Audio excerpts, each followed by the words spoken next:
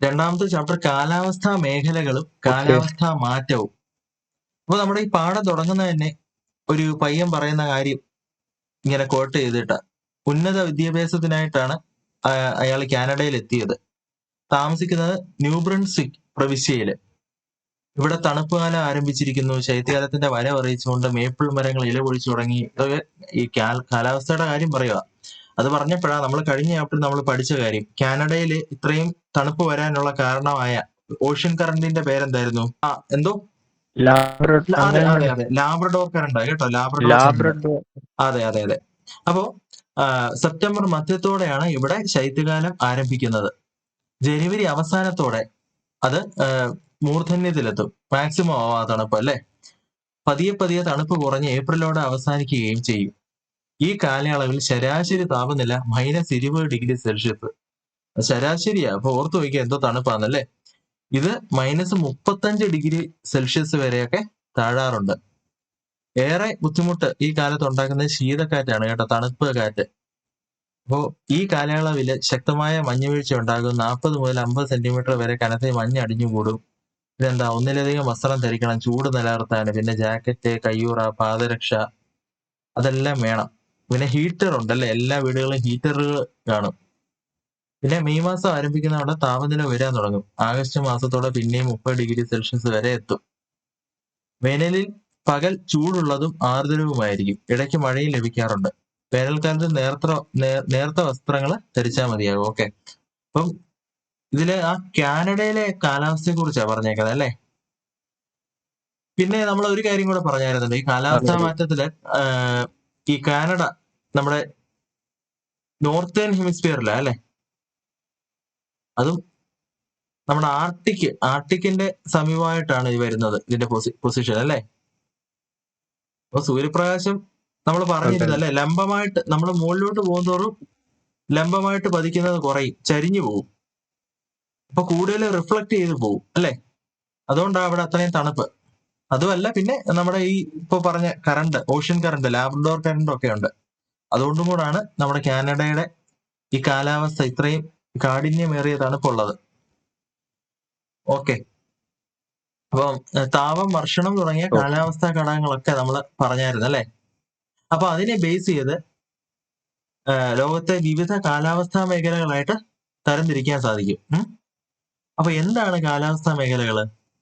സമാന കാലാവസ്ഥാ സവിശേഷത അനുഭവപ്പെടുന്ന ഒരു വിശാലമായ ഭൂപ്രദേശത്തെ ഒരേ കാലാവസ്ഥാ മേഖലയായിട്ട് നമുക്ക് കണക്കാക്കാൻ പറ്റും. അപ്പം ആ കാലാവസ്ഥാ മേഖലകളാണ് ഇപ്പൊ നമ്മൾ നോക്കാൻ പോകുന്നത്. ഏതൊക്കെയാണ്? ഭൂമധ്യരേഖ കാലാവസ്ഥാ മേഖല. ഭൂമധ്യരേഖ, അപ്പം അവിടുത്തെ പ്രത്യേകത എന്തായിരിക്കും കൂട്ടുകാരെ? ചൂട് കൂടുതലായിരിക്കും. അതെ അതെ, എക്വേറ്റർ അല്ലേ, ഭൂമധ്യരേഖ. അപ്പം ചൂട് കൂടുതല. പിന്നെ എന്താണ്? മൺസൂൺ കാലാവസ്ഥാ മേഖല നമ്മുടെ അല്ലേ. പിന്നെ സാവന്ന. സാവന്ന എന്താണെന്ന് അറിയത്തില്ലേ? നമ്മുടെ പുൽമേടുകള്. എവിടെയുള്ള പുൽമേടുകളാണ്? നമ്മുടെ മൺസൂൺ കാലാവസ്ഥാ മേഖല, സാവന്ന കാലാവസ്ഥാ മേഖല. പിന്നെ സാവന്ന കാലാവസ്ഥ എന്ന് പറയുമ്പോൾ ചൂട് തന്നെ ആയിരിക്കും കേട്ടോ, ഒത്തിരി ചൂടല്ല, എന്നാലും ചൂടാ. പിന്നെ എന്താ? ഉഷ്ണ മരുഭൂമികള്, അവിടെ പിന്നെ കൊടും ചൂടാ.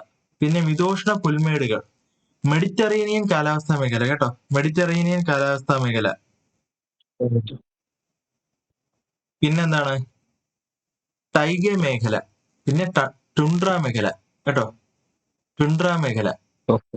ഓക്കെ. അപ്പൊ ഓരോ മേഖലയിലും തനതായ കാലാവസ്ഥയും അതിനനുസൃതമായിട്ട് രൂപപ്പെട്ടിട്ടുള്ള സസ്യജന്തുജാലങ്ങളും, അത് നമ്മൾ കഴിഞ്ഞ ചാപ്റ്ററിൽ നമ്മൾ പറഞ്ഞായിരുന്നു അല്ലെ. കാലാവസ്ഥ അനുസരിച്ച് അവിടുത്തെ ജീവജാലങ്ങൾ അല്ലെ, ചെടികളും ജീവജാലങ്ങളും എല്ലാം അതിനനുസരിച്ച് അഡാപ്റ്റ് ആയിട്ടുള്ളത്. അത് മാത്രമല്ല, അവിടെ ജീവിക്കുന്ന മനുഷ്യരുടെ കാര്യവും അല്ലെ, തൊഴിലിലും അവരുടെ വീടുകളും ഇതെല്ലാം അവിടുത്തെ കാലാവസ്ഥയെ ആശ്രയിച്ചിരിക്കും അല്ലെ.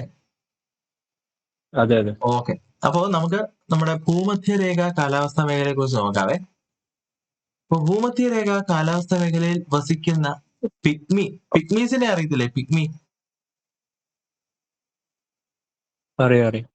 ആഫ്രിക്കൻ ഒരു ട്രൈബാണ് അല്ലെ. അപ്പോ ഈ പിഗ്മി ഗോത്രവിഭാഗത്തിൽ പെടുന്ന ആളുകളുടെ ജീവിത രീതി സൂചിപ്പിക്കുന്നതാണിത്. നമ്മുടെ ഈ പടം ഇതിനകത്ത് കണ്ടില്ലേ,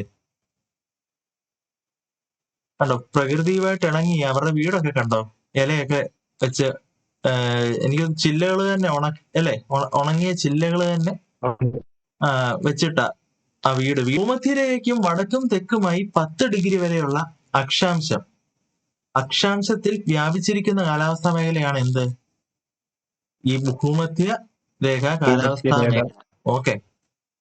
അപ്പോ വർഷം മുഴുവൻ ഉയർന്ന താപനിലയും വളരെ ഉയർന്ന തോതിലുള്ള മഴയുമാണ് ഈ മേഖലയുടെ സവിശേഷത കേട്ടോ. വർഷം മുഴുവൻ ഉയർന്ന താപനിലയും വളരെ ഉയർന്ന തോതിലുള്ള മഴയുമാണ് ഇവിടുത്തെ സവിശേഷത. അപ്പം എന്തുകൊണ്ടായിരിക്കും അപ്പൊ മഴ പെയ്യുന്നത് അത്രയും? ഈ ചൂട് കൂടുതലായതുകൊണ്ട് തന്നെ ആവി നല്ലപോലെ വെള്ളം നീരാവിയായിട്ട് പോയിട്ട് അവിടെ ഘനീഭവിച്ച് മേഘങ്ങളായിട്ട് മാറി മഴ പെയ്യുന്നുണ്ട്. അപ്പൊ അതാണ് അവിടെ സവിശേഷത. സൂര്യരശ്മികൾ വർഷം മുഴുവൻ ലംബമായിട്ട് പതിക്കുന്ന മേഖലയാണ് കേട്ടോ. നേരെ തന്നെ അങ്ങ് പതിക്കുക, ചരിയുന്നൊന്നുമില്ല. അതുകൊണ്ട് തന്നെ ചൂട് കൂടുതലായിരിക്കും ഇവിടെ. അപ്പോ നമ്മള് കഴിഞ്ഞ ചാപ്റ്ററിൽ പറഞ്ഞ എന്താണ്?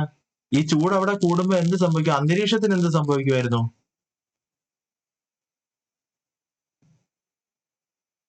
അന്തരീക്ഷത്തിന്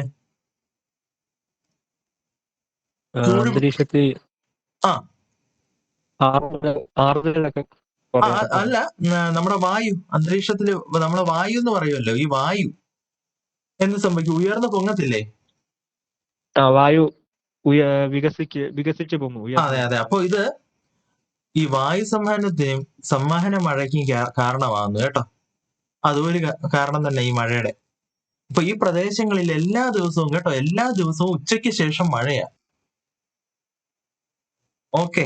സംവഹന മഴ എന്തുവാ? ഈ ചൂടായി ഉയർന്നു പൊങ്ങി അവിടെ ഘനീഭവിച്ച് പിന്നെ മേഘമായിട്ട് മാറി പെയ്യുക. അതാ സംവഹന മഴ. ഉയർന്ന താപനിലയും ഉയർന്ന തോതിലുള്ള മഴയും ലഭിക്കുന്നതിനാൽ ഭൂമധ്യരേഖ കാലാവസ്ഥാ മേഖലയില് നിത്യഹരിത വനം കേട്ടോ, നിത്യഹരിത വനങ്ങൾ ധാരാളമായി കാണപ്പെടുന്നു. ഓക്കെ. അപ്പം മൺസൂൺ കാലാവസ്ഥാ മേഖല. അപ്പൊ നമ്മുടെ രാജ്യം ഉൾപ്പെടുന്ന ഇന്ത്യൻ ഉപഭൂഖണ്ഡത്തിലെ രാജ്യങ്ങളൊക്കെ അപ്പൊ നോക്കി വെക്കണം കേട്ടോ. ഇത് ഈയിടെയും ചോദിച്ചതാ. കഴിഞ്ഞ ദിവസം ചോദിച്ചായിരുന്നു എക്സാമിന്. അതെ, അത് നമ്മൾ അന്ന് പറയുകയും ചെയ്തത്. അതിന്റെ തലേന്നത്തെ ഒരു ക്ലാസ്സിലാണ് നമ്മൾ അത് പറഞ്ഞത്. അപ്പൊ ഏതൊക്കെയാണ് നമ്മുടെ ഇന്ത്യൻ ഉപഭൂഖണ്ഡത്തിൽ ഉൾപ്പെടുന്ന രാജ്യങ്ങള്?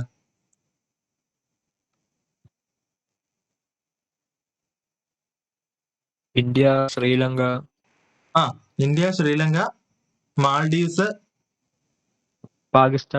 പാകിസ്ഥാൻ, ബംഗ്ലാദേശ്, നേപ്പാൾ, ഭൂട്ടാൻ. അപ്പൊ നമ്മുടെ മൺസൂൺ കാലാവസ്ഥാ മേഖല കേട്ടോ. അപ്പൊ കാലികമായി ദിശാവ്യതിയാനം സംഭവിക്കുന്ന കാറ്റുകളാണ് ഏത്? നമ്മുടെ മൺസൂൺ കാറ്റ്. വേനൽക്കാലത്ത് കടലിൽ നിന്നും കരയിലേക്കും ശൈത്യകാലത്ത് തിരിച്ച് കരയിൽ നിന്നും കടലിലേക്കും ഈ കാറ്റുകൾക്ക് ഗതിമാറ്റം സംഭവിക്കുന്നു കേട്ടോ. വേനൽക്കാലത്ത് കടലിൽ നിന്നും കരയിലേക്കും ശൈത്യകാലത്ത് തിരിച്ച് കരയിൽ നിന്നും കടലിലേക്കും. അപ്പൊ എന്തുകൊണ്ടാ? വേനൽക്കാലത്ത് കരയിലെ വായു ഉയർന്നു പൊങ്ങി ചൂടായിട്ട്, അതുകൊണ്ട് കടലിൽ നിന്ന് വരുന്നു. ശൈത്യകാലത്ത് എന്താ? തണുത്ത് കിടക്കുമല്ലേ കരയില്. അപ്പൊ വെള്ളം പെട്ടെന്ന് അവിടെ ചൂടാവും ആ സമയത്ത്. അപ്പൊ അങ്ങോട്ടങ്ങ് പോകും. ഓക്കെ, അതാണ്. അപ്പോ മൺസൂൺ കാറ്റിന് നിർണായക സ്വാധീനം ഉള്ളതുകൊണ്ടാണ് ഈ മേഖല നമ്മുടെ മൺസൂൺ കാലാവസ്ഥാ മേഖല എന്ന് അറിയപ്പെടുന്നത്. ഓക്കെ.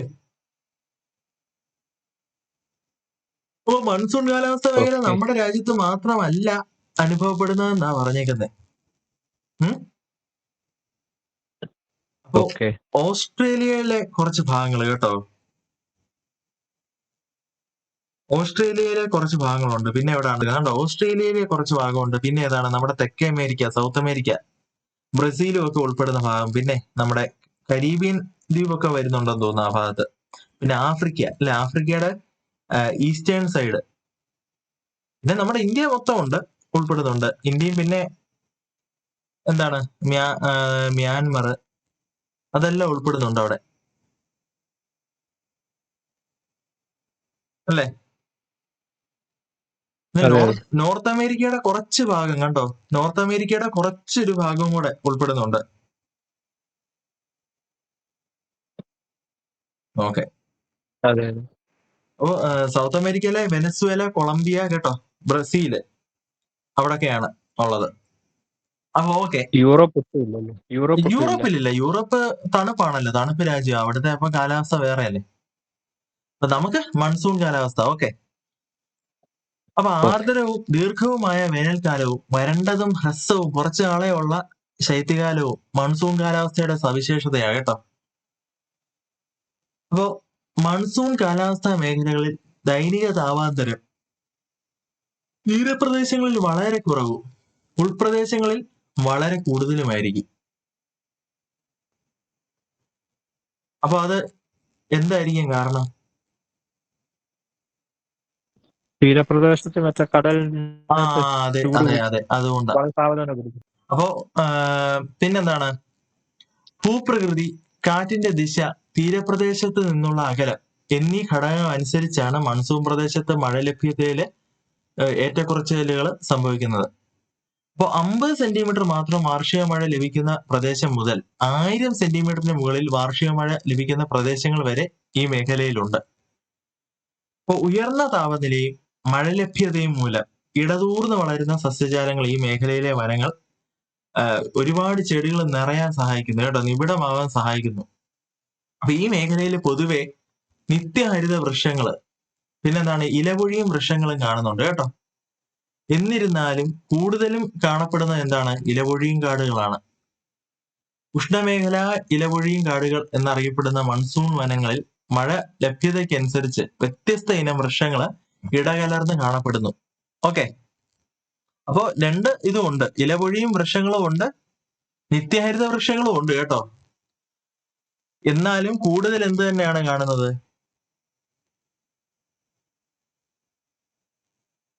നമ്മളെ ഇലപൊഴിയും വൃക്ഷങ്ങൾ തന്നെയാണ് കാണുന്നത്. ലോകത്തിലെ ജനസാന്ദ്രതയേറിയ പ്രദേശങ്ങളിൽ ഒന്നാണ് മൺസൂൺ മേഖല, അല്ലെ? നോക്കിയേ, ഒന്ന് നോക്കിയേ. ആഫ്രിക്ക, പിന്നെന്താണ്, തെക്കേ അമേരിക്ക, സൗത്ത് അമേരിക്കയുടെ ഭാഗങ്ങള്, ഇന്ത്യയുടെ ഭാഗങ്ങള്, അല്ലെ, ഓസ്ട്രേലിയയുടെ ഭാഗങ്ങള്. ഇവിടെ എല്ലാം ഒരുപാട് ആൾക്കാര്, ജനസാന്ദ്രത കൂടുതല. നമ്മുടെ ഭാഗം തന്നെയാണ് ഏറ്റവും കൂടുതൽ എല്ലാത്തിനെയും അപേക്ഷിച്ച്.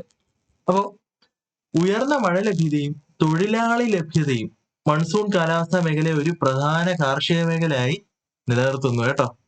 ഉയർന്ന മഴ ലഭ്യതയും തൊഴിലാളി ലഭ്യതയും മൺസൂൺ കാലാവസ്ഥാ മേഖലയെ ഒരു പ്രധാന കാർഷിക മേഖലയായി നിലനിർത്തുന്നു. ഉഷ്ണമേഖലാ വിളകളായ നെല്ല്, കരിമ്പ്, ചണം, പരുത്തി, തേയില, കാപ്പി തുടങ്ങിയവ ഈ മേഖലയിൽ കൃഷി ചെയ്യുന്നു. ഈ വിളകളെ ഉഷ്ണമേഖലാ വിളകൾ എന്ന് വിളിക്കുന്നു. അപ്പൊ ഏതൊക്കെയാണ്? നെല്ല്, കരിമ്പ്, ചണം, പരുത്തി, തേയില, കാപ്പി, കേട്ടോ. അപ്പോ ഈ വിളകളെ ഉഷ്ണമേഖലാ വിളകൾ എന്ന് വിളിക്കുന്നു. തീവ്ര ഉപജീവന കൃഷിയാണ് ഈ പ്രദേശത്ത് നിലനിൽക്കുന്നത്. എവിടാ? നമ്മുടെ ഈ മൺസൂൺ കാലാവസ്ഥ മേഖലയില്. ഓക്കെ. അപ്പൊ സ്ഥാനമാറ്റ കൃഷിക്ക് മൺസൂൺ മേഖലയിലെ വിവിധ രാജ്യങ്ങളിൽ വ്യത്യസ്ത പേരുകളുണ്ട്. മഴ ലഭ്യതയിൽ വ്യത്യാസം വരുന്നതനുസരിച്ച് സസ്യജാലങ്ങളുടെ ഇനം, വൈവിധ്യം, ഉയരം എന്നിവയിലെല്ലാം തന്നെ വ്യത്യാസം വരുന്നുണ്ട്. ജന്തുജാലങ്ങളിലും വൈവിധ്യം പ്രകടമാണ്. അത് നമ്മൾ ആദ്യം മുതലേ പറയുന്ന കാര്യം, അല്ലെ? അപ്പൊ വേണ്ട സാവന്ന കാലാവസ്ഥാ മേഖല ഇരു അർദ്ധഗോളങ്ങളിലുമായി 10 ഡിഗ്രി മുതൽ 30 ഡിഗ്രി വരെ അക്ഷാംശങ്ങൾക്കിടയിൽ കാണപ്പെടുന്ന ഉഷ്ണമേഖലാ പുൽമേടുകളാണ് സാവന്ന, കേട്ടോ. ഉഷ്ണമേഖലാ പുൽമേടുകളാണ് സാവന്ന. വിവിധ പ്രദേശങ്ങളിൽ വ്യത്യസ്ത പേരുകളിലാണ് ഈ പുൽമേടുകൾ അറിയപ്പെടുന്നത്. ആഫ്രിക്കയില് സാവന്ന, ബ്രസീലില്, തെക്കൻ ബ്രസീലില് ക്യാമ്പോസ്, വെനിസ്വേലയില് ലെനോസ്, കേട്ടോ. ഏതൊക്കെയാണ്? ആഫ്രിക്കയില് സാവന്ന, തെക്കൻ ബ്രസീലില് ക്യാമ്പോസ്, വെനിസ്വേലയില് ലെനോസ്, കേട്ടോ. അപ്പം ഏതൊക്കെ ഡിഗ്രികളുടെ ഇടയിലാണ്? ഏതൊക്കെ? 10 ഡിഗ്രി മുതൽ 30 ഡിഗ്രി വരെ അക്ഷാംശത്തിന്റെ ഇടയിൽ കാണുന്നതാണ്, കേട്ടോ, ഈ ഉഷ്ണമേഖലാ പുൽമേടുകള്. ഉഷ്ണമേഖലാ പുൽമേടുകളിൽ ഉഷ്ണവും ആർദ്രവും ആയ വേനൽക്കാലം, ഹ്യൂമിഡിറ്റിയാണ്, കേട്ടോ. ചൂട് കൂടുമ്പോൾ ഹ്യൂമിഡിറ്റി നിലനിൽക്കും നമ്മുടെ അന്തരീക്ഷത്തില്. വേനൽക്കാലവും തണുപ്പ് കുറഞ്ഞ വരണ്ട ശൈത്യകാലവും അനുഭവപ്പെടുന്നു. ഇവിടുത്തെ വാർഷിക ശരാശരി 21 ഡിഗ്രി സെൽഷ്യസ് മുതൽ 32 ഡിഗ്രി സെൽഷ്യസ് വരെയാണ്. 25 സെന്റിമീറ്റർ മുതൽ 125 സെന്റിമീറ്റർ വരെ വാർഷിക മഴയും നമുക്ക് ലഭിക്കുന്നു. 25 സെന്റിമീറ്റർ മുതൽ 125 സെന്റിമീറ്റർ വരെ വാർഷിക മഴയും ലഭിക്കുന്നു. ഇലപൊഴിയും വൃക്ഷങ്ങളും ഉയരം കൂടിയ പുല്ലുവർഗ്ഗങ്ങൾ കേട്ടോ, കൂടിയ പുല്ലുവർഗ്ഗങ്ങളുമാണ് സവന്ന മേഖലയിലെ പ്രധാന സസ്യം. മരുഭൂമിയോട് അടുത്ത് വരുമ്പോഴോ ഉയരം കുറഞ്ഞ കുറ്റിച്ചെടികളും മുൾക്കാടുകളും കാക്ടസുകളും ഒക്കെയാണ് കാണുന്നത്. അപ്പോ ഈ കാക്ടസിന്റെ ഒക്കെ പ്രത്യേകത എന്താണ്? ഈ നമ്മുടെ കള്ളിമുൾച്ചെടികളുടെ പ്രത്യേകത എന്താ? അതിന് ഇലകളുണ്ടോ? ഇലകളില്ല, തണ്ടുപോലെ ഒറ്റ ഭാഗമായി. ഇലയുണ്ട്, പിന്നെ ഇലയുണ്ട് നല്ല പക്ഷെ ജലാംശമുണ്ട്. ഇലയുണ്ട് പക്ഷെ അത് എന്തായിട്ട് രൂപം മാറിയേക്കുമെന്നറിയോ? മുള്ളുകളായിട്ട് മാറിയേക്കുക തണ്ടാണ്, കേട്ടോ. തണ്ടുപോലെ. അല്ല, മുള്ളുകളായിട്ട് മാറിയേക്കുക, ഇലകളാ അത് കേട്ടോ. അപ്പൊ ഈ ഫോട്ടോസിന്തസിസ് നടക്കുന്നത് ഫോട്ടോസിന്തസിസ് ഒക്കെ അതിന്റെ ആ അതിനകത്താണ് നടക്കുന്നത്, മാംസളമായ മുള്ളിനകത്ത്. ഭാഗത്ത് പച്ചനിറം ഉണ്ടല്ലോ. അപ്പൊ പച്ചനിറം ഉണ്ടെങ്കിൽ അവിടെ എന്തുണ്ട്? ഓക്കെ ഹരിതകം. ഹരിതകമുണ്ട്. ഏത് ഹരിതകമുണ്ട്? ഹരിതകം. ഹരിതകം എ അല്ലേ? എ ഉണ്ട്. അതാണ്. അപ്പൊ അത് അങ്ങനെയാണ് ഫോട്ടോസിന്തസിസ്, പ്രകാശ സംശ്ലേഷണം നടക്കുന്നത് അവിടെ. ഓക്കെ. അപ്പോ വെള്ളം ഇങ്ങനെ ആവിയായിട്ട് പോകുന്നത് തടയാനായിട്ടോ അങ്ങനെ മുള്ളുകൾ ഇലകള് രൂപാന്തരം പ്രാപിച്ച് മുള്ളുകളുടെ രൂപത്തിൽ ഇരിക്കുന്നത്. അപ്പോ ഇവിടുത്തെ കാടുകളും പുൽമേടുകളും വന്യമൃഗങ്ങൾക്ക് അനുകൂലമായ ആവാസ കേന്ദ്രം ഒരുക്കുന്നു കേട്ടോ. എവിടെ? സാവന്നയിലെ കാര്യം ഈ പറയുന്നേ. ജിറാഫ്, സീബ്ര തുടങ്ങിയ സസ്യഭോജികളായ മൃഗങ്ങൾ പുൽമേടുകളിൽ ധാരാളമുണ്ട്. അപ്പൊ പുൽമേടല്ലേ, നമ്മൾ ഈ നാഷണൽ ജിയോഗ്രഫി ഒക്കെ കാണുമ്പോൾ അല്ലേ, ഈ സീബ്രയും ജിറാഫും ഒക്കെ ഇങ്ങനെ നിന്ന് മെയ്യുന്ന കാണത്തില്ലേ?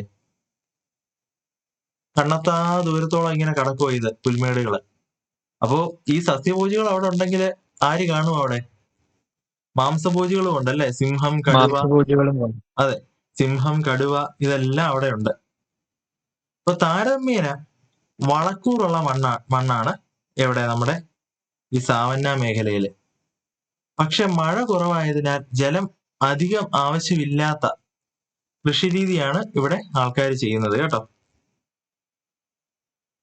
അപ്പൊ മൃഗപരിപാലനം, കൃഷി തുടങ്ങിയവയാണ് ഈ പ്രദേശത്ത് ജനങ്ങളുടെ ഉപജീവന മാർഗം എന്ന് പറയുന്നത്. അപ്പൊ സവന്ന പ്രദേശത്ത് സവന്ന പ്രദേശത്ത് ജനസാന്ദ്രത കുറവാണ്. ആഫ്രിക്കൻ സവന്നയിലെ തദ്ദേശീയ ഗോത്രവിഭാഗമായ മസായികളെ ഇടയജീവിതം നയിക്കുന്നു.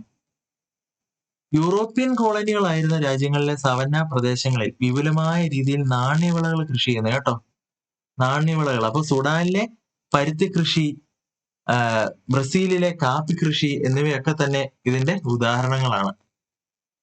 ഉഷ്ണമേഖലാ പുൽമേടുകളുടെ പടിഞ്ഞാറൻ അരികുകളോടടുക്കുമ്പോൾ മഴ ക്രമേണ കുറഞ്ഞു വരുന്നതിനാൽ വൃക്ഷങ്ങളുടെ ഉയരം കുറഞ്ഞു വരുന്നു.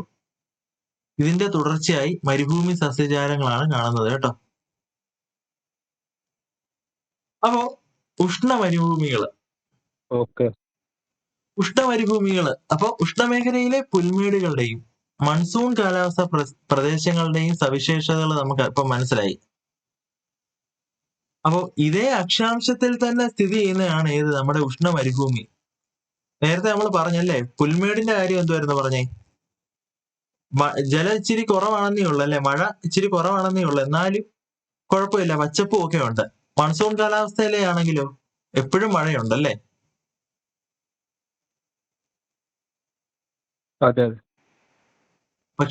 പക്ഷേ ഈ ഉഷ്ണമരുഭൂമികള് ഇതേ അക്ഷാംശത്തിൽ തന്നെയാണ് സ്ഥിതി ചെയ്യുന്നത്. പക്ഷെ മഴ അവിടെ തീരെ കുറഞ്ഞ ഭാഗമാണ്. ഓക്കെ. അപ്പോ ഭൂമുഖത്തിലെ ഏറ്റവും ചൂടേറിയ പ്രദേശമാണ് ഏത്? നമ്മുടെ ഉഷ്ണമരുഭൂമി. ശരാശരി വാർഷിക താപനില എത്രയാണ്? 30 ഡിഗ്രി സെൽഷ്യസ് ആണ് കേട്ടോ ശരാശരി. സഹാറ മരുഭൂമിയിലെ അൽ അസീസിയയിൽ രേഖപ്പെടുത്തിയ ഉയർന്ന താപനില എത്ര? 58 ഡിഗ്രി സെൽഷ്യസ് കേട്ടോ. അപ്പൊ ഉയർന്ന ദൈനിക താപാന്തരം മരുഭൂമിയിലെ കാലാവസ്ഥയെ ഏറെ കഠിനമാക്കുന്നു. മരുഭൂമി പ്രദേശങ്ങളിൽ വാർഷിക മഴ പൊതുവെ 25 സെന്റിമീറ്ററിലും താഴെയാണ് കേട്ടോ. 25 സെന്റിമീറ്ററിലും താഴെയാണ് വാർഷിക മഴ ലഭിക്കുന്നത്. ചിലയിടങ്ങളിൽ വർഷങ്ങളോളം മഴ ലഭിക്കാറേയില്ല. മരുഭൂമിയാ. ഉഷ്ണമേഖലയിലെ വൻകരകളുടെ പടിഞ്ഞാറ് ഭാഗങ്ങളിലാണ് ഉഷ്ണമരുഭൂമികൾ പൊതുവെ സ്ഥിതി ചെയ്യുന്നത് കേട്ടോ. ഉഷ്ണമേഖലയിലെ വൻകരകളുടെ പടിഞ്ഞാറ് ഭാഗങ്ങളിലാണ് ഉഷ്ണമരുഭൂമികൾ പൊതുവെ കാണപ്പെടുന്നത്. അതിപ്പോ നമുക്ക് നോക്കാമല്ലോ, ഇവിടെ നമ്മുടെ കോണ്ടിനെന്റുകൾ കണ്ടില്ലേ, വൻകരകൾ നോക്കിയേ, നമ്മുടെ ഉഷ്ണമേഖലയിലെ വൻകരകളുടെ പടിഞ്ഞാറെന്നാ പറഞ്ഞത്. അപ്പൊ നോക്കിയേ, വടക്കേ അമേരിക്കയുടെ പടിഞ്ഞാറ് ഇവിടെ മരുഭൂമിയുണ്ട്. തെക്കേ അമേരിക്ക അതിന്റെ പടിഞ്ഞാറ് അറ്റക്കാമ മരുഭൂമിയുണ്ട്. പിന്നെ എന്താണ് വേണ്ട, നമ്മുടെ ആഫ്രിക്കയുടെ അവിടെ നമീബ്, കലഹാരി, പിന്നെ മുകൾ ഭാഗത്ത് ഏതാണ് സഹാറ. യൂറോപ്പിലില്ല. പിന്നെ നമുക്കും ഉണ്ടല്ലേ, താറുണ്ട്. പിന്നെന്താണ് ഓസ്ട്രേലിയൻ മരുഭൂമിയുണ്ട്. അപ്പൊ ഇതെല്ലാം തന്നെ പടിഞ്ഞാറേ ഭാഗത്തായിട്ടാണ് കാണുന്നത് കേട്ടോ. പടിഞ്ഞാറേ ഭാഗത്ത് വാണിജ്യവാദങ്ങള് വൻകരകൾക്ക് കുറുകെ സഞ്ചരിച്ച് പടിഞ്ഞാറ് അരികുകളിലേക്ക് എത്തുന്നതോടെ കാറ്റിലെ ഈർപ്പം നഷ്ടപ്പെട്ട് ഇവ വരണ്ട കാറ്റായി മാറുന്നു. അതുകൊണ്ടാണ് വൻകരകളുടെ പടിഞ്ഞാറൻ അരികുകൾ വർഷം മുഴുവൻ ഇങ്ങനെ ഈ കാറ്റ് കൊണ്ട് വരണ്ടതായിട്ട് കാണപ്പെടുന്നത്. അതാണ് മരുഭൂമികൾ രൂപപ്പെടാനുള്ള കാരണം. ഓക്കെ, പടിഞ്ഞാറേ ഭാഗങ്ങളിലാണ് കാണപ്പെടുന്നത് കേട്ടോ. അപ്പോ കള്ളിമുൾ ചെടികള്, ഓക്കെ. ചെറുകുറ്റി ചെടികള്, പനകള് തുടങ്ങിയ വെള്ളം വളരെ കുറച്ച് മതിയായ സസ്യവർഗമാണ് ഇവിടെ കാണുന്നത് കൂടുതലായിട്ട്. ജലസ്രോതസ്സുകൾ കാണപ്പെടുന്ന ഇടങ്ങളിൽ മരിപ്പച്ച എന്താണ് മരിപ്പച്ച?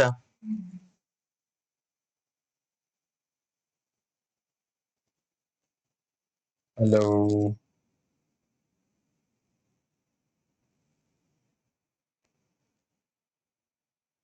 ഒയാസിസ് എന്താണ് ഹലോ. ഒയാസിസ്? ചെറിയ പ്രദേശമല്ലേ സസ്യം? സസ്യങ്ങൾ. അപ്പൊ ആ വെള്ളമുള്ള ഭാഗത്ത് മൊത്തം ചുറ്റി അങ്ങ് എന്തായിരിക്കും, ചെടികൾ നിറയെ കിളിക്കും. അപ്പൊ ആ ചെടികൾ നിറയെ ഉണ്ടെങ്കിൽ അവിടെ ചെറിയ ചെറിയ മറ്റ് ജന്തുക്കള് അല്ലേ. ഈ മരുഭൂമിയിൽ ഒത്തിരി അങ്ങനൊന്നും ഇല്ല. പല്ലികളൊക്കെ ഉണ്ട്, പല ടൈപ്പ്. ഈ ഓന്ത്, പിന്നെ തേളുകള്, പിന്നെന്താണ് പാമ്പ്, ഈ മണൽപ്പാമ്പുകളുണ്ട്. അതൊക്കെയാണ് കൂടുതലായിട്ടും ഉള്ളത്. അപ്പൊ ഓക്കെ, വെജിറ്റേഷൻ കൂടുതൽ ജീവികളൊക്കെ ചില ജീവികളൊക്കെ എത്ര ചൂടാണെങ്കിലും അതിനെ അതിജീവിച്ച് വരും. അതെ, ആ ടൈപ്പ് ഓർഗാനിസംസ് ആണ് അവിടെ ജീവിക്കുന്നത് നമ്മുടെ ഈ മരുഭൂമിയില്. അവിടെ മിക്കവാറും കാണാറുള്ളൂ. മരിപ്പച്ചയില് കാണാറുള്ളൂ. അതെ.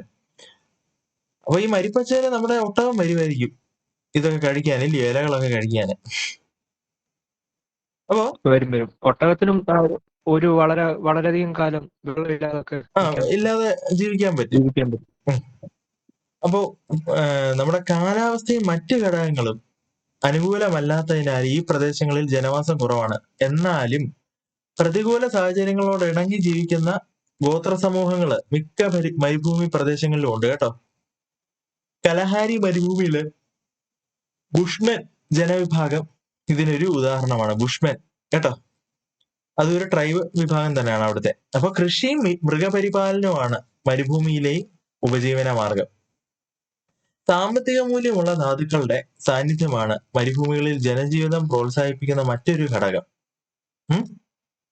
ഓസ്ട്രേലിയയിലെ സ്വർണ്ണ ഖനനവും അറ്റക്കാമ മരുഭൂമിയിലെ ചെമ്പ് ഖനനവും ഇതിന്റെ ഉദാഹരണമാണ്. ഏത്? സാമ്പത്തിക മൂല്യമുള്ള ധാതുക്കളുടെ സാന്നിധ്യം.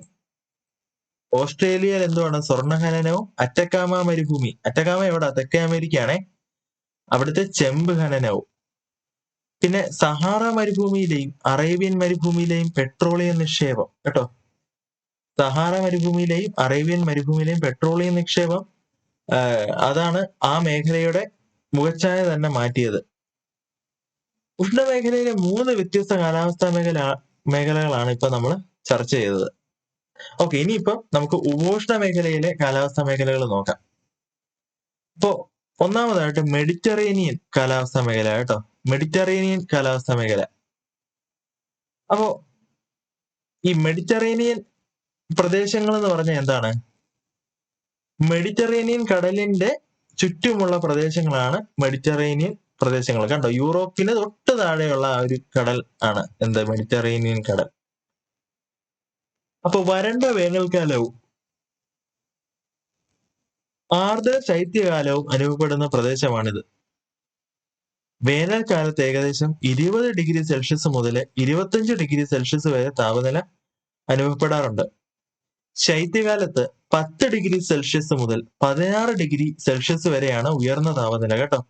വേനൽക്കാലത്ത് 20°C മുതൽ 25°C വരെയാണ് താപനില അനുഭവപ്പെടുന്നത്. ശൈത്യകാലത്തോ 10°C മുതൽ 16°C വരെയാണ് ഉയർന്ന താപനില. ശൈത്യകാലത്ത് 35 സെന്റിമീറ്റർ മുതൽ 75 സെന്റിമീറ്റർ വരെ മഴ ലഭിക്കുന്നു. കുറവല്ലേ? അപ്പോ അതാണ് ഈ മേഖലയെ ഈ മേഖലയെ മറ്റ് കാലാവസ്ഥാ മേഖലകളിൽ നിന്നും വ്യത്യസ്തമാക്കുന്നത്. ശൈത്യകാല മഴ കേട്ടോ, തണുപ്പ് കാലത്തെ മഴ ശീതകാല വിളകൾക്ക് ഏറെ പ്രയോജനം ചെയ്യുന്നതാണ്. മെഡിറ്ററേനിയൻ കടലിന്റെ തീരങ്ങൾക്ക് പുറമെ 30° മുതൽ 45° വരെ അക്ഷാംശങ്ങൾക്കിടയിൽ മറ്റ് ചില പ്രദേശങ്ങളിലും ഇതേ കാലാവസ്ഥ തന്നെ അനുഭവപ്പെടുന്നുണ്ട്. അപ്പൊ ഈ പ്രദേശങ്ങളെ എല്ലാം ചേർത്ത് തന്നെ പൊതുവായിട്ട് നമ്മൾ വിളിക്കുന്ന എന്ത് കാലാവസ്ഥാ മേഖല എന്നാ? മെഡിറ്ററേനിയൻ കാലാവസ്ഥാ മേഖല. അപ്പൊ മറ്റ് പ്രദേശങ്ങൾ ഏതൊക്കെയാ? യൂറോപ്പിനെ ചുറ്റി, യൂറോപ്പിന്റെ അടുത്തുള്ള ഭാഗങ്ങൾ മാത്രമല്ല, അതെ അല്ലേ? ആഫ്രിക്കയിലെ തെക്കൻ ഭാഗം, പിന്നെ തെക്കേ അമേരിക്കയിലെ കുറച്ച് പടിഞ്ഞാറ് ഭാഗം, പിന്നെ വടക്കേ അമേരിക്കയിലെയും കുറച്ച് പടിഞ്ഞാറേ ഭാഗം, ഇതെല്ലാം തന്നെ ഈ മെഡിറ്ററേനിയൻ കാലാവസ്ഥാ മേഖലയിൽ ഉൾപ്പെടുന്നതാണ് കേട്ടോ. അപ്പോ മെഡിറ്ററേനിയൻ കടലിന്റെ തീരങ്ങൾക്ക് പുറമെ 30° മുതൽ 45° വരെ അക്ഷാംശങ്ങൾക്കിടയിൽ ആണ് നമ്മുടെ ഈ മെഡിറ്ററേനിയൻ കാലാവസ്ഥ കാണുന്ന മറ്റ് രാജ്യങ്ങൾ വരുന്നത്. ഈ പശ്ചിമവാതങ്ങളാണ് ശൈത്യകാലത്ത് മെഡിറ്ററേനിയൻ പ്രദേശത്ത് മഴ ലഭിക്കുന്നതിന് കാരണമാകുന്നത് കേട്ടോ. പശ്ചിമവാതം, വെസ്റ്റർലീസ്. അപ്പോ മഴയുടെ അളവ് കുറവായതിനാൽ നിബിഡ വനങ്ങള്, ഇടതൂർന്നുള്ള ആ വനങ്ങള് ഇവിടെ കാണത്തില്ല അല്ലെ. അപ്പോ ഓക്ക് മരം, സിക്കോയ മരം തുടങ്ങിയ ഉയരം കൂടിയ നിത്യഹരിത വൃക്ഷങ്ങളും, പൈൻ, ഫിർ തുടങ്ങിയ നിത്യഹരിത സ്തൂപികാഗ്ര വൃക്ഷം എന്താണ്? ട്രയാങ്കിൾ ഷേപ്പില് അല്ലെ. പൈൻ മരങ്ങള്, നമ്മുടെ ക്രിസ്മസ് ട്രീ ഒക്കെ ഉണ്ടല്ലോ അല്ലെ, അതാണ് സ്തൂപികാഗ്ര വൃക്ഷങ്ങള്. പിന്നെന്താണ്? കുറ്റിച്ചെടികളും കാണപ്പെടുന്നു. പഴവർഗ്ഗങ്ങളും പച്ചക്കറികളുമാണ് ഇവിടുത്തെ പ്രധാന കൃഷി. പിന്നെ പറ്റുന്ന ഇടങ്ങളില് ധാന്യവും കൃഷി ചെയ്ത് വരാറുണ്ട് കേട്ടോ. കാലാവസ്ഥ സാഹചര്യം അനുസരിച്ച് വികസിപ്പിച്ച കൃഷിരീതിയും അനുബന്ധ പ്രവർത്തനങ്ങളുമാണ് ഈ മെഡിറ്ററേനിയൻ പ്രദേശത്തെ സാമ്പത്തിക പ്രാധാന്യമുള്ള മേഖലയാക്കി മാറ്റുന്നത്. അപ്പോ ലോകത്തിലെ വൈൻ ഉൽപാദനത്തിൽ ഏറ്റവും മുന്നിലുള്ളത് ഏത് രാജ്യമാണ്? എവിടെയുള്ള രാജ്യമാണ്? നമ്മുടെ മെഡിറ്ററേനിയൻ രാജ്യങ്ങളാണ് കേട്ടോ. വൈൻ ഉൽപാദനത്തിൽ ലോകത്തില് ഏറ്റവും മുന്നിൽ നിൽക്കുന്ന രാജ്യങ്ങൾ മെഡിറ്ററേനിയൻ രാജ്യങ്ങളാണ്. പിന്നെ നാരകഫലങ്ങൾ എന്താണ്? ഹലോ പറഞ്ഞു. നാരകഫലങ്ങൾ എന്താണ്? സാധാ നാരകം. അപ്പം നമ്മുടെ നാരങ്ങ വരുമല്ലേ, ഓറഞ്ച്, ലൈമ്, ലെമണ്, മൊസാമ്പി, ഇതെല്ലാമാണ്. അപ്പൊ ഈ നാരകഫലങ്ങളുടെ കയറ്റുമതിയുടെ 70% മെഡിറ്ററേനിയൻ രാജ്യങ്ങളിൽ നിന്നുമാണ് കേട്ടോ. ഉഷ്ണമേഖലയിലേതുപോലെ മിതോഷ്ണ മേഖലയിലുള്ള ഉൾപ്രദേശങ്ങളിലും സമുദ്ര സ്വാധീനം തീരെ കുറവായതുകൊണ്ട് തന്നെ വൃക്ഷരഹിതമായ പുൽമേടുകൾ കാണപ്പെടുന്നു കേട്ടോ. ഇതാണ് എങ്ങനെ അറിയപ്പെടുന്നത്? മിതോഷ്ണ പുൽമേടുകൾ എന്ന് അറിയപ്പെടുന്നത്. ഇരു അർദ്ധഗോളങ്ങളിലുമായി 40° മുതൽ 55° വരെ, എത്രയാണ്? 40° മുതൽ 55° വരെ അക്ഷാംശത്തിന്റെ ഇടയിലാണ് ഈ പുൽമേടിന്റെ സ്ഥാനം വരുന്നത് കേട്ടോ. അപ്പോ ഈ മിതോഷ്ണ പുൽമേടുകൾ എവിടൊക്കെയാണ്, ഏതൊക്കെ നമ്മുടെ കോണ്ടിനെന്റ്സിലാണ് കാണപ്പെടുന്നത്? തെക്കേ അമേരിക്കയിലുണ്ട് കേട്ടോ, പാമ്പാസ്, പിന്നെ പ്രയറി വടക്കേ അമേരിക്ക, പ്രയറി. പിന്നെ യൂറോപ്പില് ഇല്ല, ഏഷ്യയിലുണ്ടല്ലേ, ഏഷ്യയില് സ്റ്റെപ്പി. പിന്നെ ആഫ്രിക്കയിൽ എന്താണ് വെൽഡ്, ഓസ്ട്രേലിയയില് ഡൗൺസ് കേട്ടോ. അപ്പോ ഓക്കെ. മിതോഷ്ണ പുൽമേടുകൾ ലോകത്തിലെ വിവിധ ഭാഗങ്ങളിലാണ് കാണപ്പെടുന്നതെങ്കിലും അവയുടെ കാലാവസ്ഥാ സവിശേഷത ഏറെക്കുറെ സമാനമാണ്. ഹ്രസ്വമായ വേനൽക്കാലം, ദീർഘമായ ശൈത്യകാലം, അതാണ് എന്ത് നമ്മുടെ മിതോഷ്ണ പുൽമേടുകളുടെ കാലാവസ്ഥാ പ്രത്യേകത. ഭൂഖണ്ഡത്തിന്റെ ഉൾപ്രദേശങ്ങളിൽ സ്ഥിതി ചെയ്യുന്നതിനാൽ ഈ മേഖലയിൽ വേനലിൽ ഉയർന്ന താപനിലയാണ് അനുഭവപ്പെടുന്നത്. 2 ഡിഗ്രി സെൽഷ്യസ് മുതൽ 13 ഡിഗ്രി സെൽഷ്യസ് വരെയാണ് ശൈത്യകാല താപനില കേട്ടോ. 2 ഡിഗ്രി സെൽഷ്യസ് മുതൽ 13 ഡിഗ്രി സെൽഷ്യസ് വരെ. അപ്പോൾ ഈ ഭാഗങ്ങളില് 25 സെന്റിമീറ്റർ മുതൽ 60 സെന്റിമീറ്റർ വരെയാണ് മഴ ലഭിക്കുന്നത്. മഴ ലഭ്യതയിലെ ഏറ്റക്കുറച്ചില് സസ്യജാലങ്ങളിലും പ്രകടമാണ്. മഴ കുറഞ്ഞതിനാൽ എന്താണ്, മരങ്ങളും കുറവാണ്. അതുകൊണ്ട് തന്നെ എന്ത് തരത്തിലുള്ള സസ്യങ്ങളാണ് ഇവിടെ കൂടുതലായിട്ട് ഉള്ളത്? പുല്ലുവർഗത്തിൽപ്പെട്ട സസ്യങ്ങളാണ് കേട്ടോ. മിതോഷ്ണ പുൽമേടുകൾ എന്ന് അതുകൊണ്ടാണല്ലോ ആ പേര് തന്നെ അങ്ങനെ ലഭിച്ചത്. അപ്പോ ഈ പുൽമേടുകള് മേച്ചിൽപ്പുറങ്ങളാ, എന്ന് വെച്ചാല് നമ്മുടെ ഇടയന്മാര് അവരുടെ കാലികളെയൊക്കെ മേയ്ക്കാനൊക്കെ കൊണ്ടുവരുന്നതാണ്. അപ്പൊ അതുകൊണ്ട് തന്നെ അവിടെ ധാരാളം ഇടയ ജനവിഭാഗങ്ങളുണ്ട്. അപ്പൊ ഇന്ന് പുൽമേടുകൾ വ്യാപകമായ രീതിയിൽ കൃഷിഭൂമികളാക്കി പരിവർത്തനം ചെയ്യപ്പെട്ടു. യന്ത്രവൽകൃത രീതിയിലുള്ള ധാന്യകൃഷിയും മൃഗപരിപാലനവും ഈ മേഖലയിൽ വളർന്നുകൊണ്ടിരിക്കുന്നു. കാലാവസ്ഥയുടെ സവിശേഷത അനുസരിച്ചാണ് ഓരോ മേഖലയിലെയും സസ്യജാലങ്ങളും ജനജീവിതവും രൂപപ്പെടുന്നത്. നമ്മൾ ആദ്യം പോലെ പറഞ്ഞായിരുന്നല്ലേ. എങ്കിലും കാലത്തിന് അനുസരിച്ച് കൈവരിക്കുന്ന സാങ്കേതിക പുരോഗതിയുടെ ഭാഗമായിട്ട് മനുഷ്യര് പല മേഖലകളുടെയും സ്വാഭാവിക സവിശേഷതകളിൽ മാറ്റം വരുത്താറുണ്ട്. അപ്പൊ തന്നെ പ്രയറി അറിയപ്പെടുന്ന മറ്റൊരു പേര് എന്താണ്? ലോകത്തിന്റെ ധാന്യ കലവറ കേട്ടോ. ലോകത്തിന്റെ ധാന്യ കലവറ എന്നറിയപ്പെടുന്നത് പ്രയറി. അപ്പൊ വടക്കേ അമേരിക്കയിലെ ഒരു മിതോഷ്ണ പുൽമേടായ പ്രയറി പുൽമേടുകളെയാണ് ലോകത്തിന്റെ ധാന്യ കലവറ എന്ന് വിശേഷിപ്പിക്കുന്നത്. അമേരിക്കയിലും കാനഡയിലുമായിട്ട് വ്യാപിച്ചു കിടക്കുന്ന ഈ വിശാലമായ പുൽമേട് ഏകദേശം 2 ദശലക്ഷം ഏക്കർ ഭൂമിയിൽ നിന്ന് വാണിജ്യാടിസ്ഥാനത്തിൽ ധാന്യകൃഷി ചെയ്തു വരുന്നു. അപ്പൊ എന്താണ് അവിടുത്തെ പ്രധാന വിള? എന്താണ്? ഗോതമ്പാണ് കേട്ടോ. മിതമായ താപനിലയും മഴ ലഭ്യതയും ഫലപുഷ്ടമായ മണ്ണും ഈ പ്രദേശത്തെ ഗോതമ്പ് കൃഷിക്ക് ഏറെ അനുയോജ്യമാക്കുന്നു. വൻതോതിലുള്ള ഗോതമ്പ് ഉൽപാദനമാണ് പ്രയറി പുൽമേടുകളെ ലോകത്തിന്റെ ധാന്യ കലവറ എന്ന വിശേഷണത്തിന് അർത്ഥമാക്കിയത് കേട്ടോ. പ്രയറി ലോകത്തിന്റെ ധാന്യ കലവറ. അപ്പോ സ്വാഭാവിക മേച്ചിൽപ്പുറങ്ങളായിരുന്ന മിതോഷ്ണ പുൽമേടുകള് വ്യാവസായിക അടിസ്ഥാനത്തിൽ കൃഷിയും മൃഗപരിപാലനവും നടത്തുന്ന ഇടങ്ങളായി പരിവർത്തനം ചെയ്യപ്പെട്ടു. ജനസംഖ്യയും മനുഷ്യന്റെ ആവശ്യങ്ങളും എല്ലാ ദിവസവും വർദ്ധിച്ചു വരുന്ന ഈ കാലത്ത് സാധ്യമായ പ്രദേശങ്ങളെല്ലാം പ്രയോജനപ്പെടുത്തുന്നതിനുള്ള ശ്രമങ്ങൾ തുടർന്നുകൊണ്ടേയിരിക്കും. ഓക്കെ, ഇത്രയും ക്ലിയർ ആയല്ലോ.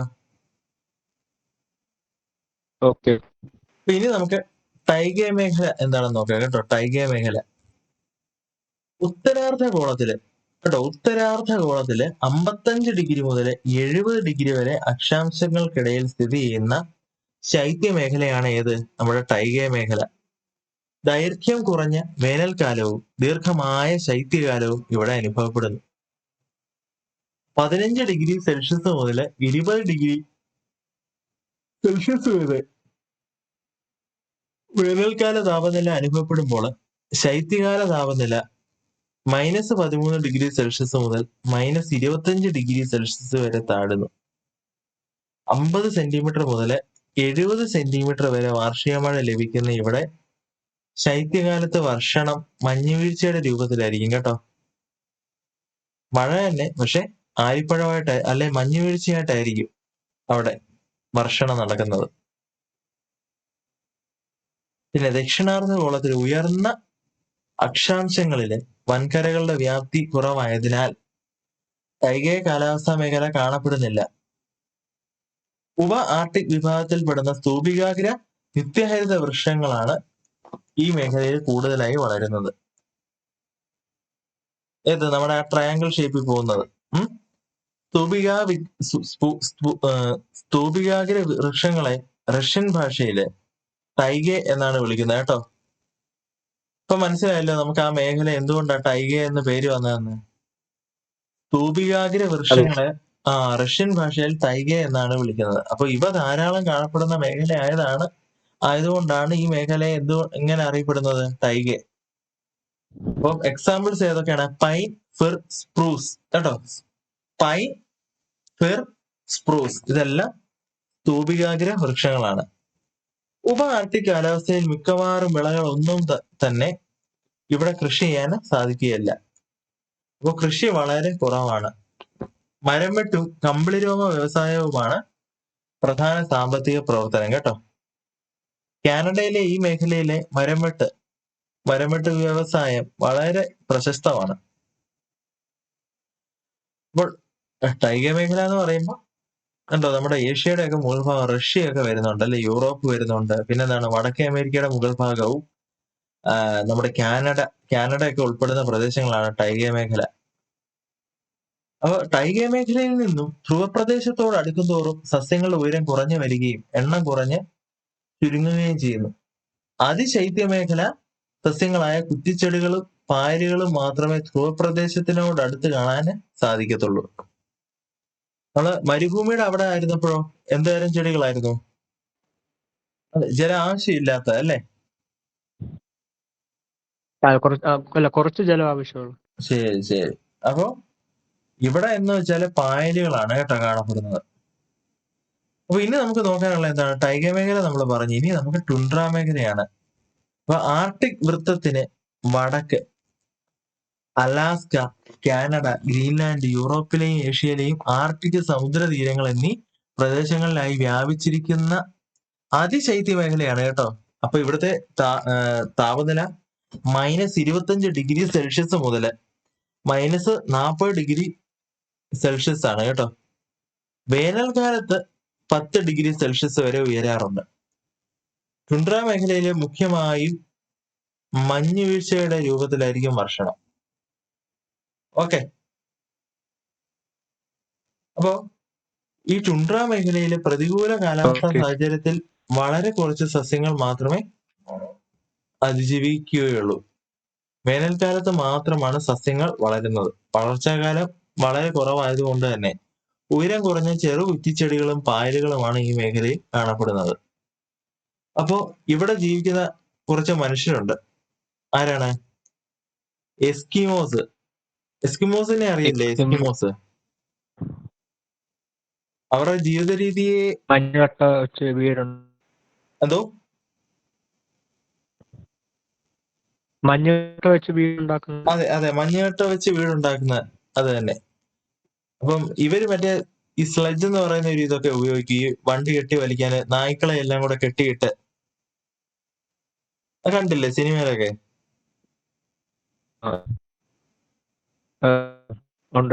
ഓക്കെ. അപ്പോ ഇവര് അർദ്ധനാടോടി ജീവിതമാണ് നയിക്കുന്നത് കേട്ടോ. അർദ്ധനാടോടി. അപ്പൊ എസ്കിമോ മാത്രമല്ല, ലാപ്പാസ് എന്ന് പറയുന്ന ഒരു തദ്ദേശീയരും ഉണ്ട് ഇവിടെ, ലാപ്പാസ്. അപ്പോ മനുഷ്യ ഇടപെടലുകൾ താരതമ്യേന കുറഞ്ഞ ഇടങ്ങളാണ് ഈ ആർട്ടിക് പ്രദേശം. ഭാവിയിൽ പ്രയോജനപ്പെടാവുന്ന സാധ്യത തേടി ശാസ്ത്രജ്ഞരൊക്കെ ഈ മേഖലയിൽ പഠനം തുടർന്നുകൊണ്ടിരിക്കുന്നുണ്ട്. ഓക്കെ.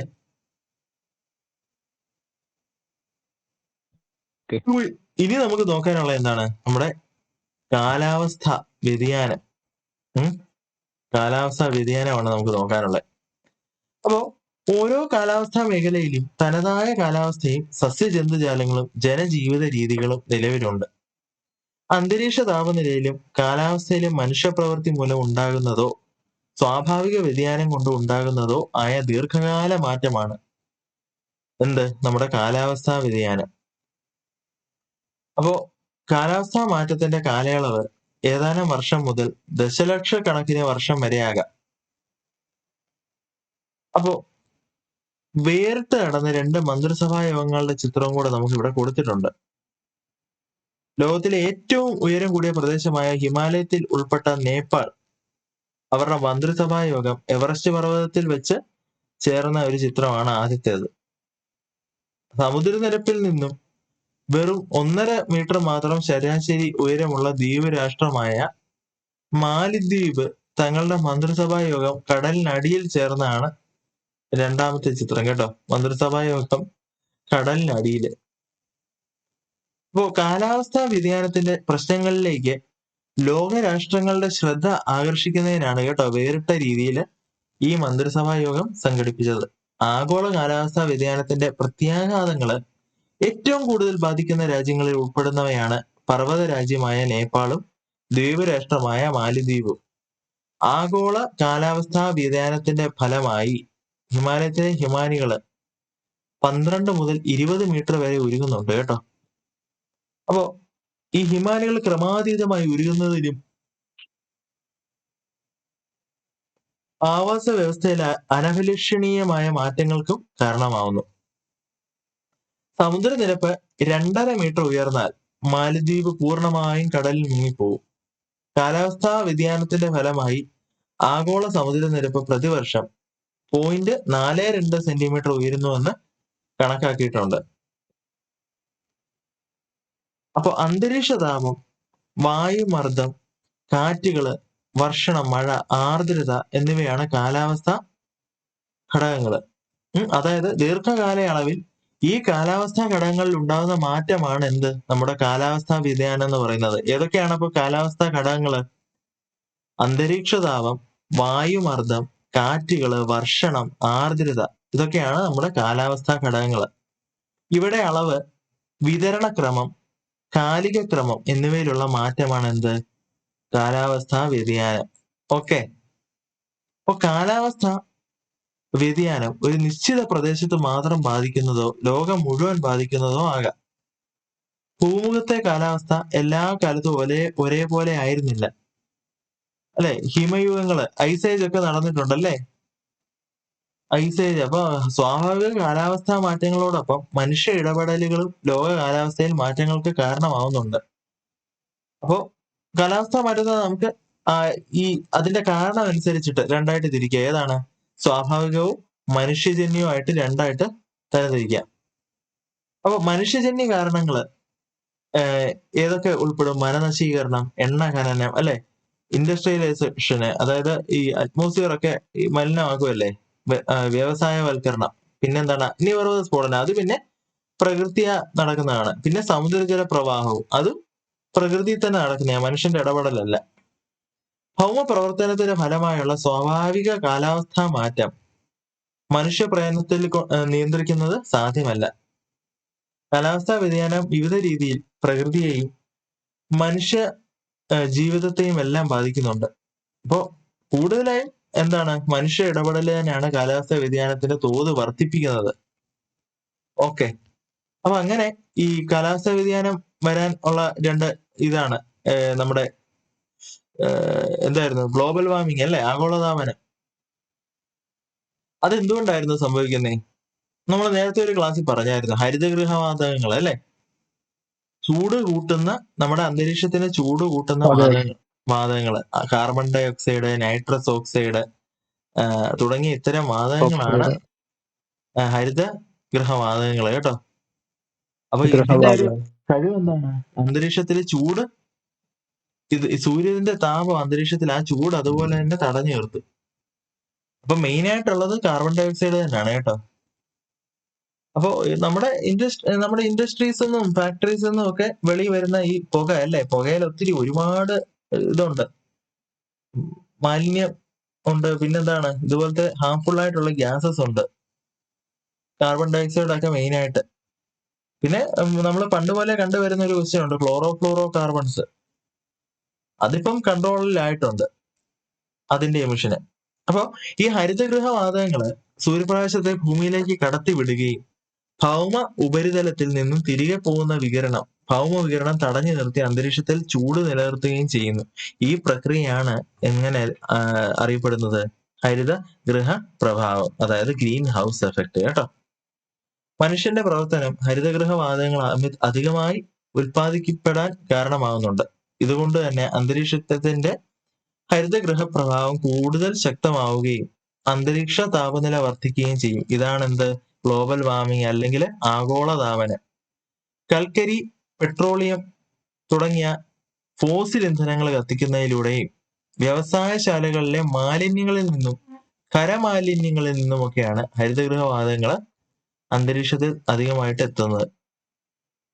ഓക്കെ, അപ്പൊ ഇനി നമുക്ക് കുറച്ച് ഓർത്തു വെക്കാനുള്ള കുറച്ച് കാര്യങ്ങളുണ്ട് കേട്ടോ. അപ്പോ വ്യവസായവൽക്കരണം, ഭൂവിനിയോഗ മാറ്റങ്ങൾ, നഗരവൽക്കരണം തുടങ്ങിയ പ്രവർത്തനമാണ് കാലാവസ്ഥാ വ്യതിയാനത്തിലേക്ക് നയിക്കുന്ന മനുഷ്യ ഇടപെടല്. അപ്പം മനുഷ്യ ഇടപെടലുകൾ, ഇത്തരം പ്രവർത്തനങ്ങൾ കാലാവസ്ഥയ്ക്കും പരിസ്ഥിതിക്കും ഏൽപ്പിക്കുന്ന ദോഷങ്ങൾ തിരിച്ചറിഞ്ഞ് തുടങ്ങിയതോടെ കാലാവസ്ഥയും പരിസ്ഥിതിയും സംരക്ഷിക്കുന്നതിനായിട്ട് അന്താരാഷ്ട്ര ശ്രമങ്ങൾ ആരംഭിച്ചു. അപ്പൊ അതാണ് നമുക്ക് പഠിക്കാനുള്ളത്. ലോക കാലാവസ്ഥാ സംഘടന കേട്ടോ, 1950, സ്ഥലം എവിടാണ്? ജനീവ. അപ്പൊ കാലാവസ്ഥാ സമ്മേളനങ്ങൾ കേട്ടോ, ലോക കാലാവസ്ഥാ സംഘടന 1950 രൂപം കൊണ്ട് ജനീവയിലാണ് അതിന്റെ ഹെഡ് ക്വാർട്ടേഴ്സ്. അപ്പൊ അതിന്റെ ഇടപെടൽ എന്താണ്? കാലാവസ്ഥാ സമ്മേളനങ്ങൾ. പിന്നെ സ്റ്റോക്ക്ഹോം സമ്മേളനം 1972 സ്റ്റോക്ക്ഹോമിൽ വെച്ച്. അപ്പൊ പരിസ്ഥിതി പരിപാലനവും വികസനവും. അപ്പൊ സ്റ്റോക്ക്ഹോം എവിടെയാണ്? സ്വീഡനിലാണ് കേട്ടോ. അപ്പോ പിന്നെന്താണ്? ഭൗമ ഉച്ചകോടി, അത് 1992 റിയോ ഡി ജനീറിയോ. പ്രകൃതി സൗഹൃദ വികസനം പ്രോത്സാഹിപ്പിക്കുന്നതിനായി UN അജണ്ട 21 കേട്ടോ, UN അജണ്ട 21 തയ്യാറാക്കി. റിയോ ഡി ജനീറോ ഭൗമ ഉച്ചകോടി.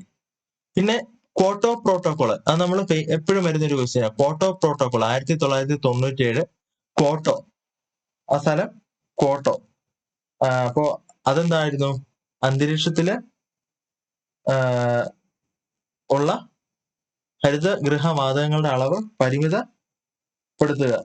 മോൺട്രിയൽ പ്രോട്ടോകോൾ അടുത്തത്. മോൺട്രിയൽ പ്രോട്ടോകോൾ അത് 1987 മോൺട്രിയൽ വെച്ചിട്ടായിരുന്നു. മോൺട്രിയലിലാണ് ഓസോൺ പാളിക്ക് നാശം വരുത്തുന്ന പദാർത്ഥത്തിന്റെ അളവ് പരിമിതപ്പെടുത്തുക. പിന്നെന്താണ്? പാരീസ് ഉടമ്പടി 2015 പാരീസ് നഗരത്തില് ആഗോള താപ വർധനവ് കുറയ്ക്കുക, കാലാവസ്ഥാ വ്യതിയാനത്തിലെ അനന്തര ഫലങ്ങളോട് പൊരുത്തപ്പെടുവാൻ ലോകരാഷ്ട്രങ്ങളെ സഹായിക്കുക. പിന്നെന്താണ്? G20 ഉച്ചകോടി 2023 കേട്ടോ, G20 ഉച്ചകോടി ന്യൂഡൽഹിയിൽ വെച്ചിട്ടായിരുന്നു. അപ്പൊ അത് ഒരു ഭൂമി, ഒരു കുടുംബം, ഒരു ഭാവി, ഹരിത വികസനം, കാലാവസ്ഥാ ധനകാര്യം, സമഗ്ര വികസനം, അതായിരുന്നു അവരുടെ ഒരു മോട്ടോ. പിന്നെന്താണ്? കാലാവസ്ഥാ മാറ്റം പൂർണ്ണമായിട്ട് തടയാൻ സാധിക്കുകയില്ല, എന്നാൽ കാലാവസ്ഥാ മാറ്റത്തിന് ആക്കം കൂട്ടുന്ന മനുഷ്യ ഇടപെടലുകൾ നിയന്ത്രിക്കാൻ സാധിക്കും. അപ്പോ കാലാവസ്ഥാ അഭയാർത്ഥികൾ എന്ന് പറഞ്ഞൊരു സെപ്പറേറ്റ് ഒരു ഇതും കൂടെ കൊടുത്തിട്ടുണ്ട്. കാലാവസ്ഥാ അഭയാർത്ഥികൾ എന്താണ്? കാലാവസ്ഥാ വ്യതിയാനത്തിന്റെ ഫലമായി സംഭവിക്കുന്ന വരൾച്ച, പ്രളയം, മരുഭൂവൽക്കരണം, സമുദ്രനിരപ്പ് ഉയരൽ, കടലേറ്റം തുടങ്ങിയ ദുരന്തങ്ങളുടെ ആഘാതത്താൽ അനേകം ആളുകൾ നിർബന്ധപൂർവം കുടിയൊഴിക്കപ്പെടുന്നുണ്ട്. ഇവർ മറ്റു പ്രദേശങ്ങളിലേക്കോ രാജ്യങ്ങളിലേക്കോ കുടിയേറാൻ നിർബന്ധിക്കപ്പെടുന്നു. ഇത്തരം കുടിയേറ്റമാണ് എന്ത്? കാലാവസ്ഥാ കുടിയേറ്റം. ഏകദേശം 50 ദശലക്ഷം ജനങ്ങള് കാലാവസ്ഥാ സംബന്ധമായി കുടിയിറക്കപ്പെട്ടിട്ടുണ്ട് എന്ന് UN കണക്കുകൾ സൂചിപ്പിക്കുന്നു. കാലാവസ്ഥാ സംബന്ധമായ പ്രതിഭാസം മൂലം തങ്ങളുടെ വാസസ്ഥലവും ജീവനോപാധികളും ഉപേക്ഷിക്കേണ്ടി വരുന്നതാണ് കാലാവസ്ഥാ അഭയാർത്ഥികൾ. ഓക്കെ,